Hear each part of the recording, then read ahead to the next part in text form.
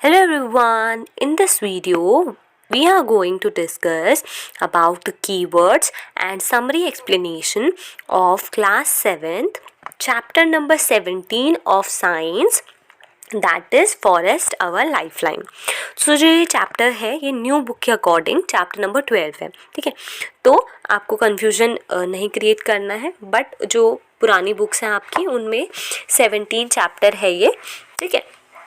तो स्टार्ट करेंगे। इसी वीडियो में हम कीवर्ड्स के साथ साथ समरी एक्सप्लेनेशन को भी पूरा डिस्कस कर देंगे, ठीक है, ताकि आपको पूरा आइडिया हो जाए कि चैप्टर में क्या क्या है। स्टार्ट करते हैं with keywords. First is canopy. Canopy को हम क्या करेंगे, साथ ही साथ इनका कीवर्ड्स का मीनिंग भी देखते जाएंगे। कैनोपी क्या होता है कि जो ब्रांचेस होती हैं ट्रीज़ की, ठीक है, जो ब्रांचेस होती हैं यानी कि टहनियाँ होती हैं टॉल ट्रीज़ की यानी कि लंबे पेड़ों की, वो कैसे लगती है, जैसे छत होगी। किसकी छत?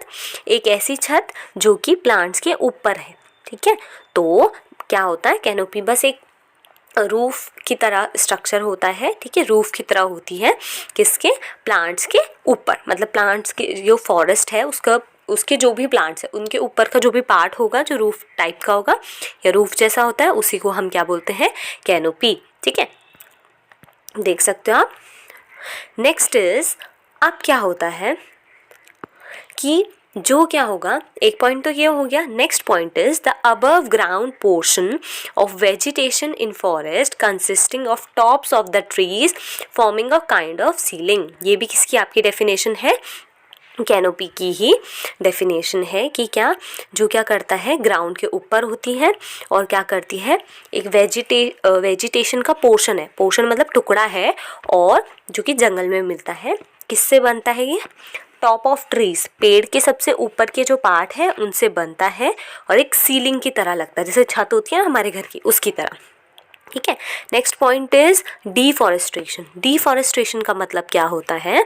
देखो मैंने नंबर भी डाले हैं साथ ही साथ।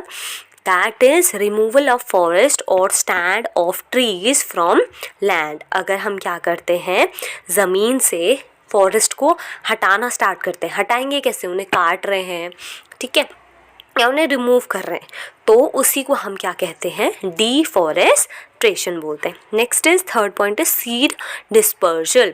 तो सीड डिस्पर्जल का मतलब क्या होता है? दैट इज मूवमेंट और transport of seeds.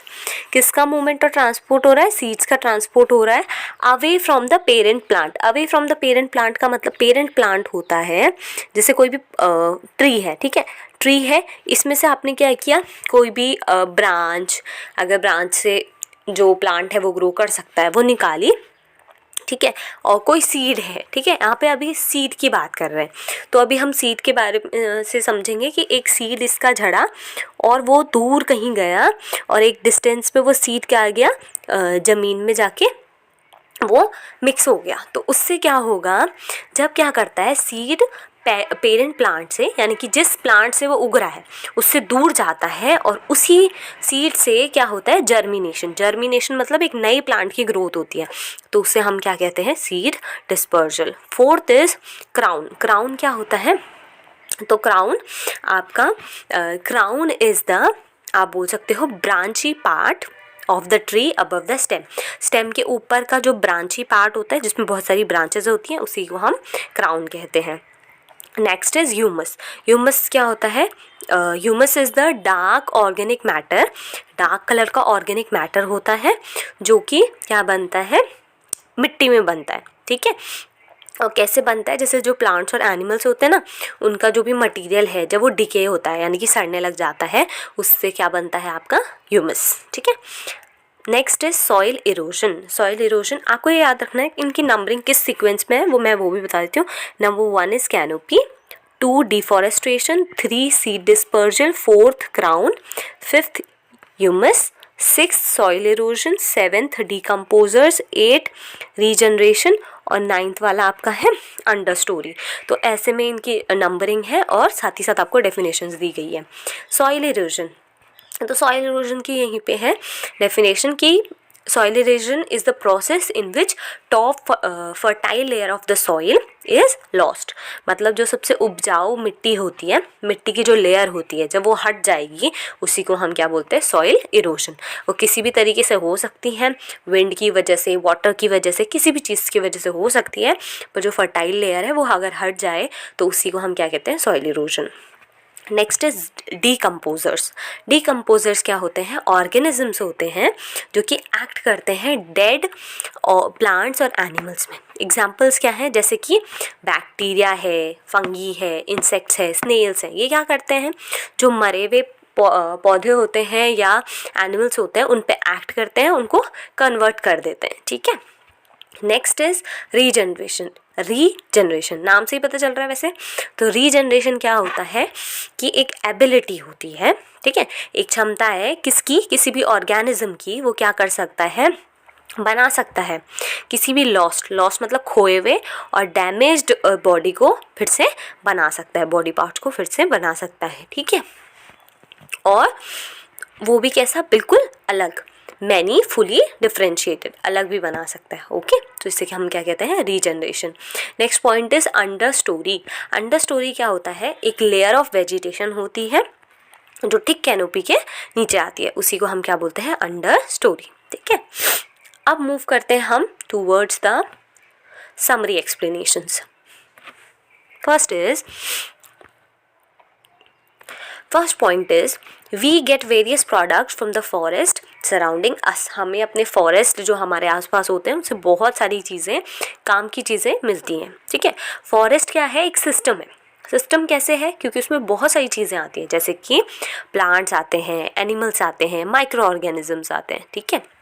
Third point is in forest trees form the uppermost layer followed by shrub, herb form the lowest layer of vegetation. Forest में क्या होता है, सबसे अपर मोस्ट लेयर कौन बनाता है, आपका ट्रीज बनाते हैं, उसके बाद श्रब्स बनाती हैं, और लोएस्ट लेयर कौन बनाता है, वेजिटेशन की, हर्ब. ओके. अब क्या है, डिफरेंट लेयर्स होती हैं वेजिटेशन की जो कि प्रोवाइड करती हैं, क्या करती हैं, फूड और शेल्टर एनिमल्स के लिए, बर्ड्स के लिए और इंसेक्ट्स के लिए. ठीक है. अब हमें क्या याद रखना है, the various components of the forest are interdependent on one another. जो अलग अलग कंपोनेंट्स हैं किसके, जंगल के, वो एक दूसरे से क्या है, डिपेंडेंट हैं. ठीक है. अब हमें क्या याद रखना है कि the forest keeps on growing and changing and can regenerate.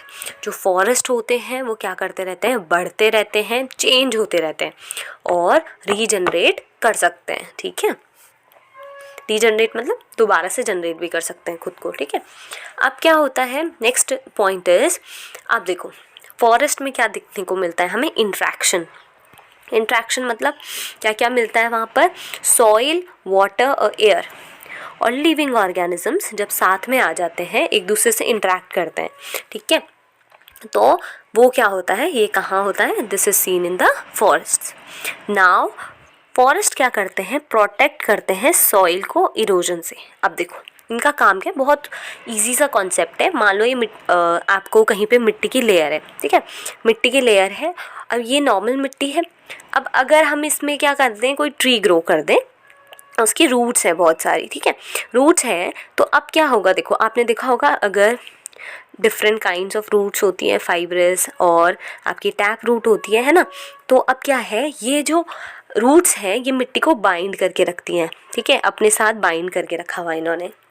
अगर हम क्या करेंगे, अगर बहुत तेज़ हवा भी आती है या बहुत वाटर आप फ्लो हो रहा है, तब भी क्या होगा कि जो मिट्टी है उसको पकड़ के रखने का काम करेगी कौन, रूट्स. किसकी, ट्रीज़ की. और बहुत सारे ट्रीज़ हैं तो क्या नहीं, वो मिट्टी को नीचे नहीं जाने देंगे. तो इसकी वजह से सॉइल इरोजन भी क्या होगा, हमारा कम हो जाएगा या सॉइल इरोजन नहीं होगा. ठीक है. और मिट्टी की वजह से ही क्या कर पा रहे हैं, जो फॉरेस्ट है वो बढ़ पा रहा है, यानी कि ग्रो कर पा रहा है और रीजनरेट दोबारा से भी बन पा रहा है. ठीक है. फॉरेस्ट क्या है, एक लाइफलाइन है. ठीक है. लाइफलाइन है forest dwelling communities. Forest dwelling communities का मतलब होता है जो लोग क्या करते हैं, जंगल में रहते हैं. ठीक है. भटकते हैं, मतलब भटकते हैं यानी कि ये है कि वो अपनी ज़रूरतों के लिए किस पे डिपेंड है, फॉरेस्ट पे, ठीक है। जो जंगलों में रहते हैं जो कम्युनिटीज़, उनके लिए क्या है, लाइफलाइन के तौर पे, क्योंकि फॉरेस्ट बहुत इंपॉर्टेंट थिंग्स हमको देते हैं। आपको पता है, हम ये कह सकते हैं जो पूरा फॉरेस्ट है या फॉरेस्ट है, उनमें जो एक सिंगल ट्री है, तो ट्री का हर पार्ट बेनिफिशियल होता है। वो हमें कुछ ना कुछ क्या करता है, एक इम्पॉर्टेंट उसका क्या है, फंक्शन है। जिसकी वजह से हम क्या बोल सकते हैं कि फॉरेस्ट हमारे लिए बहुत ज़्यादा इम्पॉर्टेंट है और लाइफलाइन की तरह काम करते हैं, ठीक है। Next is forest influences climate, water cycle और एयर क्वालिटी। फॉरेस्ट की वजह से ही क्लाइमेट मेंटेन रह पाता है, वाटर साइकिल मेंटेन रह पाती है, और एयर क्वालिटी मतलब अगर हम साफ़ एयर ब्रीथ कर पा रहे हैं, दैट इज़ ऑल्सो किसकी वजह से, फॉरेस्ट की वजह से। वाटर साइकिल मेंटेन हो पा रही है फॉरेस्ट की वजह से, क्लाइमेट मेंटेन हो पा रहा है किसकी वजह से, फॉरेस्ट की वजह से। इसीलिए हमें फॉरेस्ट को क्या नहीं करना चाहिए, कट नहीं करना चाहिए, डिफॉरेस्टेशन की तरफ नहीं जाना चाहिए, ठीक है। एक छोटा सा मैसेज देना चाहेंगे कि plant as more trees as you can, ठीक है। जितने ट्रीज आपसे हो सके उतने प्लांट करिए, जितना हो सके प्लांट्स को ना, जो बड़े बड़े ट्रीज़ हैं उन्हें ना काटा जाए, उनकी केयर करो प्लांट्स को, क्योंकि हम कहीं ना कहीं फॉरेस्ट पे बहुत ज़्यादा डिपेंड हैं। ये था आपका summary explanation with keywords explanation. I hope कि आपको ये वीडियो समझ आया हो। अगर आपको कोई डाउट है तो आप कमेंट सेक्शन में पूछ सकते हो। Thank you so much for watching this video. Make sure to like, share, comment and subscribe to the channel. Thank you everyone.